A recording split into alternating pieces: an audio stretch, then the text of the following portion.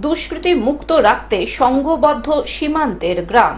তৃণমূল কর্মীকে কুপিয়ে খুনের চেষ্টা, সেই ধরনের ঘটনার পুনরাবৃত্তি যাতে না হয় তার জন্য সংঘবদ্ধ হল সীমান্তের গ্রাম।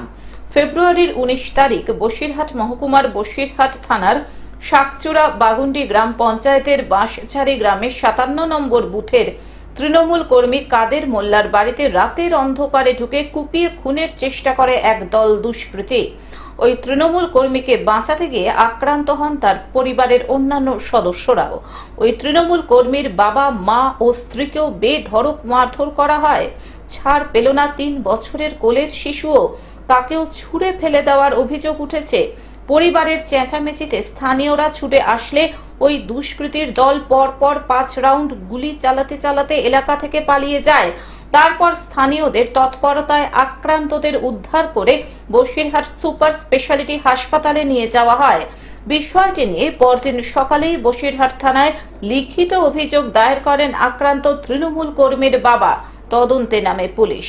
কিন্তু ঘটনার 1 সপ্তাহেরও বেশি সময় অতিক্রান্ত হলেও এখনো পর্যন্ত পুলিশ কাউকেই গ্রেফতার বা আটক করতে পারেনি। তাই দোষীদের গ্রেফতার করে উপযুক্ত শাস্তির দাবিতে ও বাঁশঝাড়ি গ্রামের মানুষকে সংঘবদ্ধ করতে রীতিমতো মঞ্চ বেঁধে সভার আয়োজন করলেন বসিরহাট 1 নম্বর ব্লকের 7টি গ্রাম পঞ্চায়েতের জনপ্রতিনিধিরা।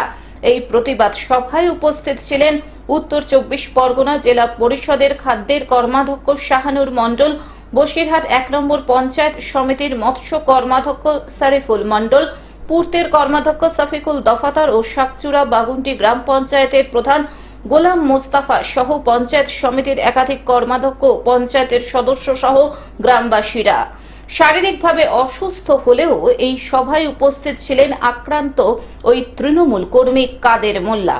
উত্তর 24 পরগনা জেলা পরিষদের খাদ্যের কর্মাধ্যক্ষ শাহানুর মণ্ডল বলেন, কিছু বহিরাগত এই গ্রামে এসে গ্রামের এক যুবককে কোপায়। তারপর থেকে গোটা গ্রাম ভীত সন্ত্রস্ত হয়ে পড়েছিল। তাই আমরা তাদের পাশে এসে দাঁড়ালাম। আমাদের লক্ষ্য একটাই, বসিরহাট দক্ষিণ বিধানসভাকে দুষ্কৃতি মুক্ত রাখা। প্রতিবাদ বিক্ষোভ না, এটা আমাদের যুব নেতৃত্ব আমাদের কাদেরকে কিছু দুষ্কৃতীরা রাত্রে এসে মারধর করে। আমরা এই গ্রামের মানুষ, 4টি গ্রামের মানুষকে একত্রিত করে একটা বার্তা দিতে এসেছি। যেহেতু এই দুষ্কৃতীদের বাড়ি আমি শুনেছি আমাদের পঞ্চায়েতের ভিতরে না, বাইরে থেকে আসে। তারা কিছু অসামাজিকমূলক কাজকাম এখানে করে, তার বিরোধিতা করে আমাদের দলের নেতৃত্ব কাদের, তাকে মারধর করে। গ্রামের মানুষ একটা ভীতস্ত হয়ে গিয়েছিল। তাদের অ্যাকচুয়ালি পাশে দাঁড়াবার জন্য, তাদের সাড়া দেওয়ার জন্য আমরা এসেছি। আমাদের প্রতিবাদ একটাই, যে বসিরহাট দক্ষিণ বিধানসভায় ক্রিমিনাল মুক্ত করা। দেখুন, দুষ্কৃতীরা রাতের অন্ধকারে আসে, তাদের দিনই মানে আসে না। ভারতবর্ষের নরেন্দ্র মোদী ক্ষমতা আছে, অন্য অন্য রাজ্যে অঘটন ঘটছে না? ঘটছে অবশ্যই। দুষ্কৃতীরা তো দিনের আলো আসে না, রাত্রে আসছে বোমগুলি নিয়ে। সেখানে সাধারণ মানুষ কি করবে? সাধারণ মানুষ খালি হাতে।